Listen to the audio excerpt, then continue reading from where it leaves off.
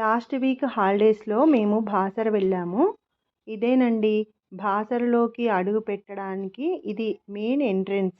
ఇది అమ్మవారి పవిత్రమైన స్థలం. ఇక్కడికి అందరూ పిల్లల అక్షరాభ్యాసం కోసం, విద్య జ్ఞానం పెరగాలని లక్షల మంది భక్తులు ఇక్కడికి వస్తుంటారు. ఇది గోదావరికి వెళ్ళడానికి దారండి. ఇక్కడ దీపాలు తీసుకొని మనము గోదావరి నది ఒడ్డున శివలింగం ఉంటుంది, అక్కడ అభిషేకం చేసుకొని గోదావరి నది తీరాన అమ్మవారికి దీపాలు వెలిగించుకున్నామండి మేమందరము. నిర్మలమైన ఈ గోదావరిలో అందరూ స్నానం చేసి సూర్య భగవానునికి నమస్కారం చేసుకుంటూ ఉంటారు. ఇక్కడ పక్కనే గంగాదేవి విగ్రహం కూడా ఉంటుంది. ఈ గంగాదేవిని దర్శించుకొని మరో పక్కన సూర్యేశ్వర ఆలయం కూడా ఉంటుంది, అక్కడ కూడా దర్శించుకొని వచ్చే దారిలో గుండు బిందె ఉంటుంది.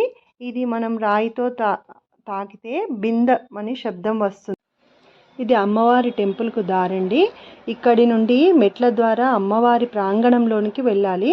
ఇది జ్ఞాన సరస్వతి అమ్మవారు కాబట్టి ఇక్కడ విద్యార్థులచే పూజలు చేయిస్తారు. ఇది అమ్మవారి ఆలయం. ఈ విధంగా అమ్మవారి దర్శించుకున్నాము. అందరం ప్రతి సంవత్సరం పిల్లల్ని తీసుకొని తప్పనిసరిగా వెళ్ళి దర్శించుకోవాల్సిన క్షేత్రం. మేము ఇప్పుడే ఇక్కడ దర్శనం చేసుకొని వచ్చాము. ఇది అమ్మవారి ఆలయం అండి. ఇదంతా కూడా ఇక్కడ పచ్చటి వాతావరణము, చక్కటి కళ ఎంతో బాగుంటుంది. ఇక్కడ చాలా అద్భుతంగా ఉంటుంది.